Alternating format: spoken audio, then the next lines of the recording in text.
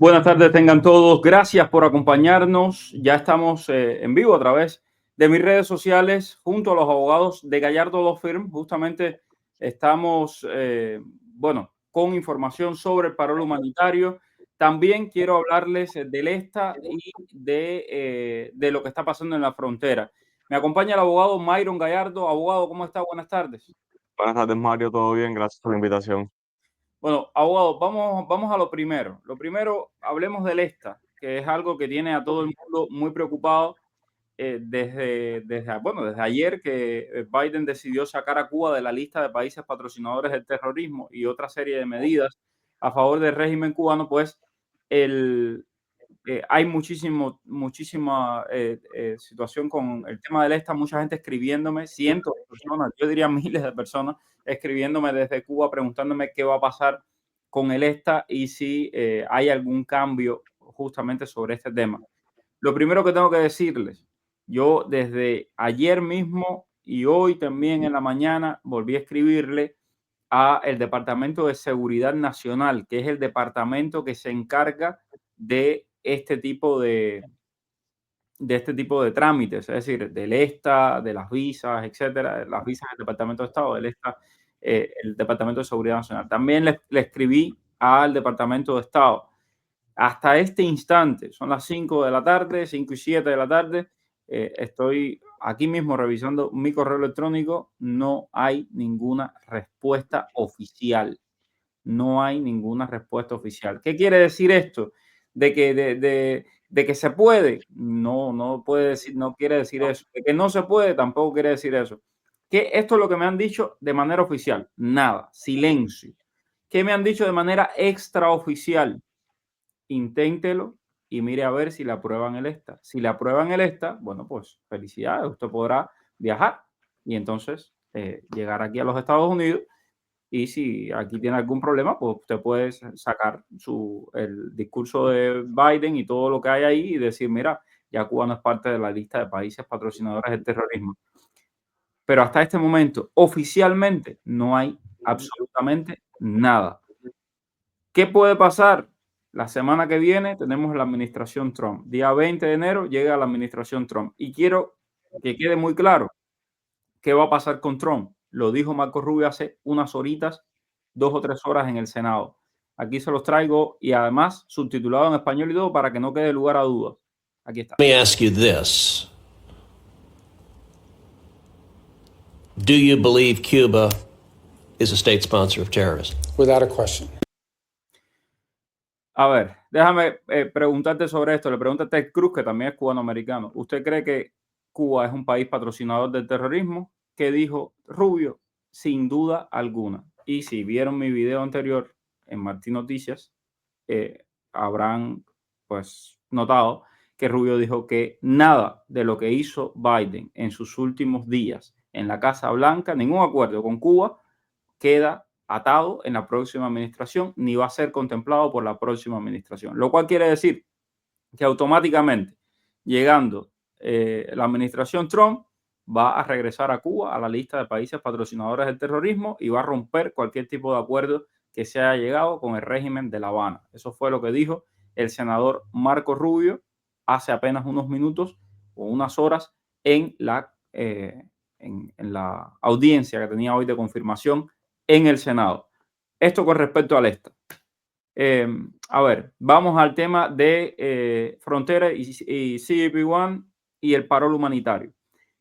La semana pasada, determinados medios de comunicación publicaron de que viene ahora sí, se reactivan los permisos de viaje del paro humanitario. Esto va a ser el acabose. La gente estaba desorbitada con el tema del paro humanitario y yo les dije, señores, eso no es verdad.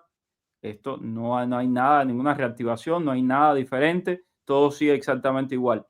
Pero bueno, aquí hablamos con hechos y los hechos son los siguientes. Aquí, si entran a mi página, que es mariopentón.com, pueden entrar ahí, lean el artículo que está publicado de este 15 de enero. En diciembre continuó paralizado el paro humanitario, se retiraron 60 autorizaciones de vuelo y yo quiero que ustedes vean aquí la cifra. Autorizaciones de noviembre, 110.000 cubanos, 970. Autorizaciones de diciembre, 110.000 cubanos, 970. Llegadas de noviembre de cubanos, 110.240. Llegadas de diciembre de cubanos, 110.240. Haitianos, 213.200 autorizaciones de noviembre. Diciembre, 213.150. ¿Qué pasó? Le quitaron 50 autorizaciones de viaje a personas que las tenían y que no habían viajado a los Estados Unidos. Llegada de diciembre, bueno, ahí la tienen. Las mismas que las de noviembre, 0 es la diferencia. Nicaragüenses, lo mismo, sin cambios. Y en el caso de las llegadas, menos 10, es decir, autorizaciones revocadas. Venezolanos, lo mismo, 10 autorizaciones revocadas. Con lo cual, señores, y muy claramente, como mismo les dijimos en este espacio, se lo dijimos hace unos días cuando estaban con todo este revolú armado de que y el paro humanitario ahora sí. No es verdad. Ahí lo tienen, son hechos. Y aquí venimos con los hechos. Abogado. Bueno, sí, Mario, exactamente. Los medios creo que en los últimos meses han estado de alguna manera creando pánico de una forma u otra entre todas las personas. No solo sobre el paro humanitario, de que si está funcionando, que si no funciona, de que si arrancó otra vez, sino también creando un pánico generalizado con el cambio de una administración a otra en cuanto a deportaciones, en cuanto a lo que puede pasar, lo que no puede pasar, cosas que son completamente inciertas, a mi opinión, porque ninguna administración de este país puede llegar y hacer lo que quiera literalmente con deportaciones de personas a otros países. Eso es completamente ilógico, a no ser que esa persona tenga una deportación final y segundo, que su país de origen acepte la deportación o un tercer país acepte la deportación de esa persona. Que incluso aunque un tercer país acepte la deportación de esa persona, tú te puedes oponer porque si tú no tienes ningún lazo, no tienes nada en ese país que te ate, la deportación es prácticamente imposible que se pueda hacer. En cuanto al ESTA, que era lo primero que estabas hablando, el hecho de que Cuba haya sido retirada de la lista de países patrocinadores del terrorismo, eso es algo que hace el Departamento de Estado, eso no es algo que hace el Departamento, literalmente, una acción del Departamento de Seguridad Nacional, incluso esto fue una acción directa de la Casa Blanca, e incluso el secretario del Departamento de Estado también se enteró prácticamente por las noticias de lo que estaba pasando, porque no tenían ni idea de que Cuba había sido removida de la lista de países patrocinadores del terrorismo. Y el Departamento de Seguridad Nacional, en cuanto a las aplicaciones del ESTA, ellos son los que deciden si lo aprueban o no lo aprueban. No solamente se desaprueba el ESTA porque tu país esté en una lista, hay muchas cosas que se toman en cuenta a la hora de una aplicación de ESTA. Cosas que creo que van a comenzar a tomar en cuenta son personas que, por ejemplo, han tenido aplicaciones de parol, por poner un ejemplo así, y que ellos los consideren posibles emigrantes. Esto es una base para denegar esta o para denegar una visa de no inmigrante, que es lo que en realidad es el ESTA. Es un permiso de no inmigrante donde tú tienes que demostrarle a esas autoridades mediante esa aplicación de que tu intención no es emigrar a los Estados Unidos. Ok, entonces, esto con el tema del ESTA me parece bien importante. Como les dije, lo que oficialmente no hay una sola palabra, no han dicho nada. Y yo le he preguntado a todos los que he podido preguntarle. Extraoficialmente, mis fuentes me dicen que apliquen. ¿Quién sabe qué puede pasar? Si se lo aprueban, que aprovechen la oportunidad. Entonces, téngalo claro usted. Eso es lo que hay ahora mismo. Quiero también con respecto a la frontera. A ver, aquí, déjame ver si tengo por aquí. La frontera sigue más o menos las mismas cifras. Entraron 8.900 cubanos este mes de diciembre, el mes pasado. Este mes están entrando muchísimos más por la frontera. Abogado, ¿cuál es la situación ahora mismo en la frontera? ¿Qué es lo que está pasando? ¿Y qué se puede esperar en el cambio de administración? Ok, hay muchísimas personas entrando de manera irregular, Mario, por la frontera. Eh, Ahora mismo te puedo decir que es un caos total en cuanto a todas las entradas fronterizas de la frontera sur de los Estados Unidos, desde México hacia los Estados Unidos, disculpen. Hay muchas variantes en lo que está pasando. Hay muchas personas que están entrando, no los están procesando. Si los dejan en detención hasta 7, 9 días, no los procesan, los montan en un avión y los envían para la frontera sur de México sin procesarlos. Hay algunos que los están procesando. te diría, por mi experiencia, es la minoría, te pudiera decir. Los están procesando y les están haciendo miedos creíbles. ¿Qué está pasando? Están haciéndole dos miedos creíbles. Un miedo creíble de México y un miedo creíble del país de origen. Y lo que pasa es que el oficial de asilo se está basando en el miedo creíble de México. Entonces ahí es donde hay un error y ahí es donde de alguna manera es algo que da un paso un poco más firme en la hora de la apelación. Supuestamente, de acuerdo a los oficiales de asilo, ellos dicen que cuando ellos les entregan toda la documentación y cómo fue el asesoramiento o cómo fue la recepción de la persona por CBP, CBP es quien está decidiendo de dónde se va a hacer ese miedo creíble o de dónde se va de alguna manera, hacer el assessment para determinar de la decisión del oficial de asilo en cuanto al país donde la persona va a ser deportada. Quiere decir que CBP los está procesando para que sean deportados de nuevo a México, no a sus países. Y ahí es donde vienen los oficiales de asilo haciendo miedos creíbles de México, que es lo que está pasando en su gran mayoría y tomando decisiones en cuanto a estos miedos creíbles basados en México. Hay otras personas que están entrando, los están procesando, no les están haciendo miedo creíble y los están liberando con parol. Eso es los menos, pero sí hemos visto alrededor de 5 o 6 casos en esa situación que entraron, los procesaron, le dieron un parol y los liberaron. A mí también me han llamado varias personas que les han dado parol después de cruzar irregularmente la frontera. Yo personalmente conozco 3 personas, una de esas personas vino aquí a la oficina incluso, que simplemente los procesaron, los liberaron con un parol directamente. Hay otro grupo que los están igual procesando y los están liberando con I-220A Order of Release and Recognitions. Ok, veo muchas preguntas. ¿Qué va a pasar con las personas que entraron con parol humanitario y que están esperando su residencia? Señores, no va a pasar nada. No pasa nada. Muchas veces. Usted espere por su residencia, no le va a pasar absolutamente nada. Si usted es cubano y aplicó su residencia permanente, espere. Si usted no es cubano y entró con un parol humanitario, es nicaragüense, es haitiano, es venezolano, es ucraniano, señor, usted debe haber hecho un asilo político cuando entró. Se lo explicamos aquí desde el inicio. No le van a extender ese parol, así que tiene que buscar la manera de regularizar su estatus en este país. Lo mismo si entró por CBP-1. Si es cubano, año y un día, aplique a su ley de ajuste, cierre su corte, que es importante. No es cubano, usted debe de hacer un caso de asilo. Es la manera de regularizarse en el país. La lengua se me cae de repetir lo mismo, pero lo voy a seguir repitiendo porque lamentablemente la gente muchas veces se pierde y no hace lo que tiene que hacer.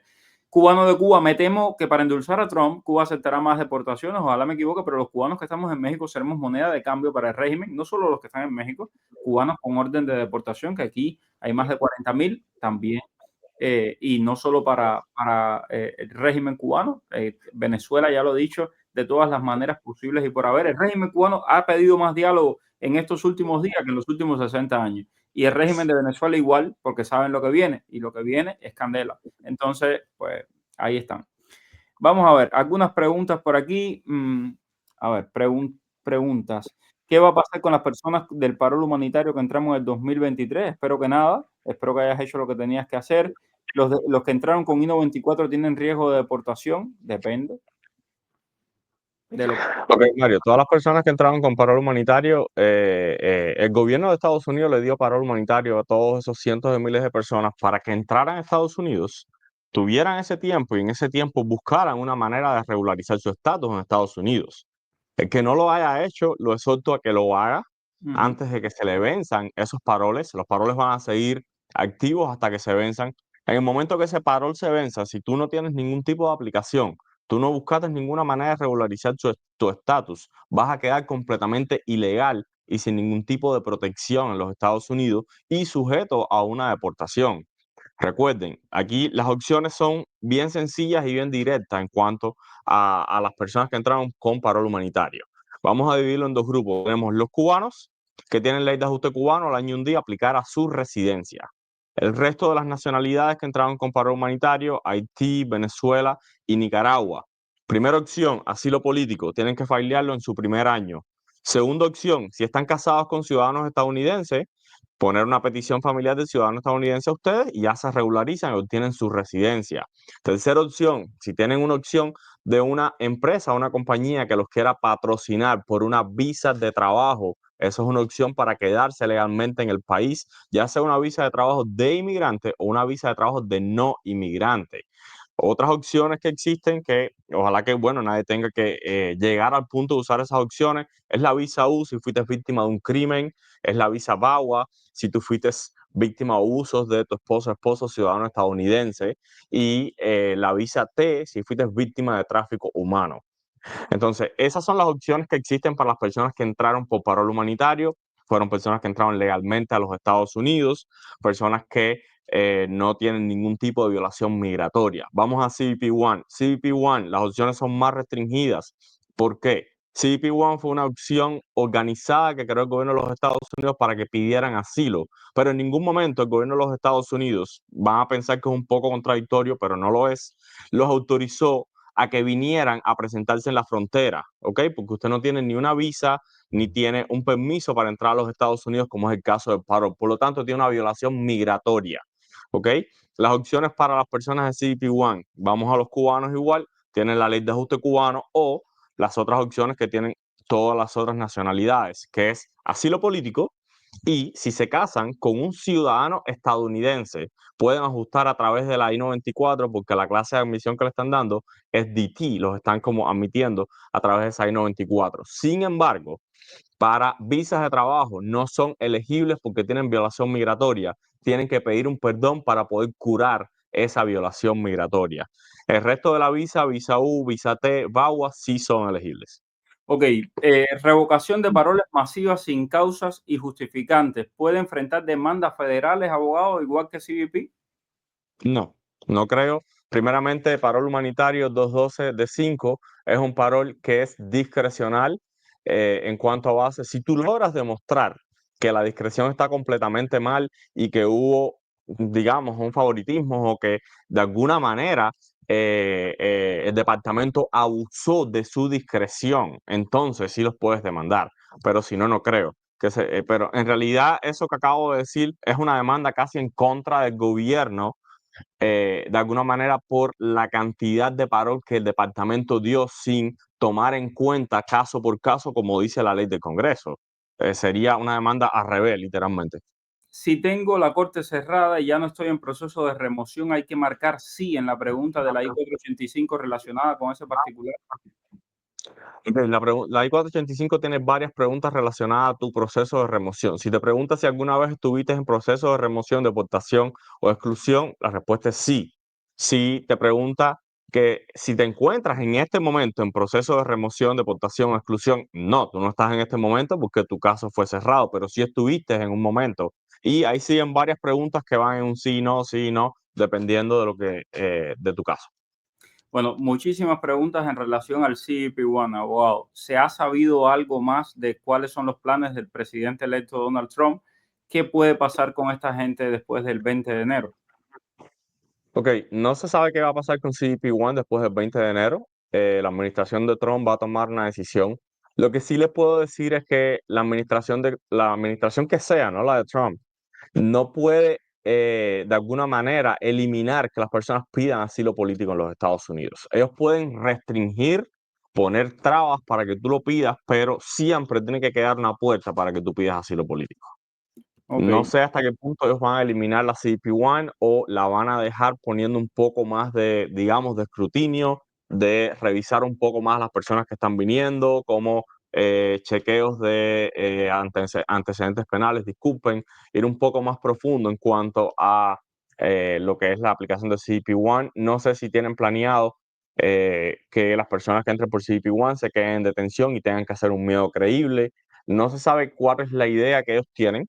Sí, lo que ha dicho el presidente, van a restringir, van a poner igual restricciones, trabas en cuanto a las peticiones de asilo, eso sí lo van a hacer. Entré en CBP-1 en agosto, me mudé de estado, mi caso no sale cuando lo busco en la corte. En marzo, ¿qué me recomienda? Muchas gracias. Si no sales si no sales en la corte, es que no tienes corte. Si quieres estar más tranquila, te recomiendo que vayas a la dirección de la corte donde te dijeron en el NTA todas las cortes de inmigración tienen una ventanilla donde tú entregas tu número de alguien y ellos te van a decir tienes corte, no tienes corte y te dan un documento. Te recomiendo que hagas eso. Tengo I-220A, tengo mi primera corte ahora en marzo, me piden un abogado. Tengo posibilidades de que me deporten por esta primera corte. No, si es tu primera corte, no. Tú obtienes una orden de deportación en el momento que tú discutas tu caso de asilo y si pierdes tu caso de asilo, incluso puedes apelar. Ok. Laura, un cubano entró por reunificación familiar en 1994, no tiene familia en Cuba y tiene una orden de deportación por una felonía grave. Está casado con una americana y tiene un hijo de 8 años. ¿Qué posibilidades habría de no ser deportado? ¿Qué tiene que hacer? Ok, tiene una orden de deportación. Si es una felonía grave, no sé exactamente cuál es el cargo. Si el cargo es relacionado con sustancias controladas, cuando me refiero a sustancias controladas, estamos hablando de cocaína, metanfetamina y otro tipo de sustancias controladas, sacando a la marihuana si la convicción es del estado de la Florida. ¿Ok? Si es algo de eso, no tiene nada que hacer, no hay manera de que se le pueda quitar esa orden de deportación. El gobierno lo puede deportar. Lo que sí te puedo decir es que Cuba nunca ha aceptado ninguna de las personas que tienen estas órdenes de deportación, ni de los años 90, ni los 2000, hasta el 2017, no han aceptado a nadie. Bueno, ellos no patrocinan el terrorismo, son terroristas. Edel, solo estoy hablando del término. El término legal es la lista de países patrocinadores del terrorismo. Entonces, los mexicanos que queremos saber de la CJP-1, le decimos lo mismo que a los demás. En realidad, no hay nada se ha hablado de esto. Lo que dijimos anteriormente, lo que se ha filtrado hasta ahora es que el presidente Trump en su primer día quiere cerrar la frontera, quiere reinstaurar el programa aquel del título 42 para que todos sean regresados a México, pero recordemos también que bajo el título 42 entraron miles y miles de cubanos a este país. Es decir, yo lo recuerdo porque yo estuve cubriéndolo, entonces, y de nicaragüenses y de venezolanos. Entonces, ¿qué tan efectivo puede ser ese título 42? Habrá que ver. Mi hija salió bajo fianza hace 3 años, tiene su asilo, de hecho aparece en el sistema, pero sin fecha de corte. ¿Crees que tenga alguna posibilidad de obtener residencia? Mediante una petición familiar o ganar el asilo delante de USCIS. Abogado, hay muchas personas que también están preguntándome acerca de los I-220A, qué posibilidades hay. Lamentablemente, señores, vimos todo este negocio con el régimen cubano, no firmaron, era una línea lo que se necesitaba. Lo lamento profundamente, sinceramente, que una línea de decir, oye, le vamos a dar parola a todos los I-220A que están aquí. Ya, y hubieran firmado, ya que estaban entregando tanto, bueno, pues por lo menos darle Sí, los claro. I-220A digo yo, ¿no? Pero no, esa no es la prioridad. Eh, bueno, los I-220 abogados. Los I-220A simplemente tienen que mantener sus aplicaciones de asilo en la Corte de Inmigración. Quien se haya casado con ciudadanos o residentes, por favor, pongan peticiones familiares. Las personas que tengan los padres aquí que sean residentes o ciudadanos, que les pongan peticiones familiares. Pongan las peticiones familiares aunque no las vayan a usar. Siempre se los he dicho, traten de tener todas las cartas encima de la mesa. No esperen al final para poner una petición familiar porque los jueces no lo van a permitir. Es el momento, el que tenga tiempo, que lo haga en este preciso momento. Si tienes un hermano ciudadano estadounidense, yo sé que las peticiones se demoran horriblemente, pero que pongan una petición. Yo puse una clienta mía que está en Removal I-220A. Lo único que tenía era su hermana ciudadana estadounidense. En marzo del año pasado, de 2024, pusimos la petición y en menos de 12 meses se la aprobaron, increíblemente.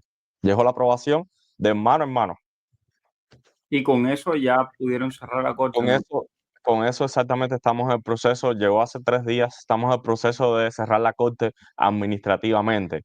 Igualmente, su visa se va a demorar una pila de años, pero ya con una aprobación podemos forzar a la corte para quitarla de la corte, cerrar esa corte y mover el caso para USCIS. Y al menos no tiene el miedo de que tenga que defender un caso de asilo, le vaya mal y termine deportado. Ojo con eso. Exactamente, Las alternativas exactamente. de las que hemos hablado tanto tiempo. Cubana apliqué hace 6 meses y todavía de CJP-1 hace 5 meses no trabajo porque estoy en part-time en 2 universidades diferentes estudiando inglés para entrar a una maestría. Estar sin trabajo, no, eso no tiene nada que ver. No, para nada. Eh, Para aplicar a la ciudadanía es preciso residir 3 meses anteriores a la aplicación en el mismo distrito, pero es posible viajar en esos 3 meses fuera de Estados Unidos o si refiere a residir físicamente. Puedes viajar fuera de Estados Unidos, simplemente tú tienes que estar residiendo en un lugar, digamos en Miami o en Broward, o lo que se refiere a eso, para ponerte un ejemplo, hay personas que no tienen, ellos le dicen a eso domicile, que es un domicilio fijo en Estados Unidos. Si tú no tienes un domicilio fijo en Estados Unidos, entonces tú puedes tener un estatus aquí, ser residente permanente, pero no tienes domicilio. Incluso te pongo un ejemplo muy sencillo con esto para que lo entiendas. Los ciudadanos estadounidenses que no están domiciliados en Estados Unidos, son ciudadanos, no pierden su categoría de ciudadanos, pero viven, digamos, en Europa, no tienen derecho ni siquiera a poner peticiones familiares porque no están domiciliados en Estados Unidos. Tienes que estar domiciliado aquí en los Estados Unidos. Gretel, mi papá fue a venir con el ESTA en el 2022, se lo cancelaron, tiene reunificación familiar puesta. ¿Puedo pedirle el ESTA nuevamente? Gretel, te repito lo que dije al inicio de este live. Lo que me dicen oficialmente es 0. No dicen absolutamente nada. Nada. Estamos esperando que nos den esa respuesta y en cuanto la den, estaré haciendo un live y contándoselo. Ustedes saben.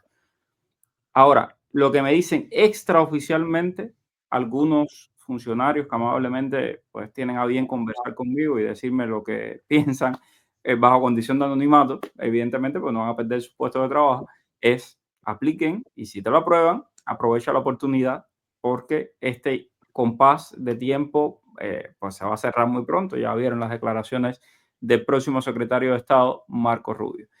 Bueno, se nos acabó el tiempo, abogado. Quiero agradecerle muchísimo. Mañana vamos a tener un programa súper bueno. Estamos recolectando un montón de información sobre uno de estos personajes de los más pintorescos, vamos a decir así, que está en este momento pasando por un tema migratorio y que por supuesto lo vamos a contarles todo lo que hay detrás de eso.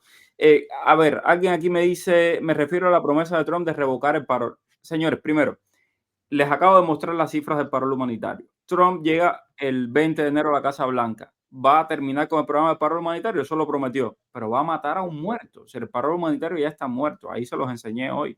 A pesar de todos estos titulares que andan vendiendo por ahí de que, no, mentira, está muerto. Entonces, segundo, si revoca el parol a la gente que tiene parol. Señor, si usted es cubano y le revocan ese parol, no importa, al año y un día usted aplica la ley de ajuste cubano y ya, y le vale. Y si usted no es cubano, ya usted tendría que tener ya su proceso de asilo. Y si no lo ha hecho, mire, le quedan días. Hágalo para que no tenga ningún problema si le revocan ese parol. ¿Cierto, abogado? Sí, exactamente, Mario. Bueno, pues listo. Entonces nos vamos y nos vemos más tarde. Un abrazo. Igualmente. Dime cuál es el periodista que está en el boom. Es Mario Rincón. El periodista que te trae toda la información. Es Mario Rincón. El periodista de la radio y la televisión. Es Mario Rincón. Habla de temas cubanos hasta de migración. Mario Rincón. Oye, dale, conéctate y comparte. Déjame un like. Dale like y comparte. Dale, conéctate y comparte.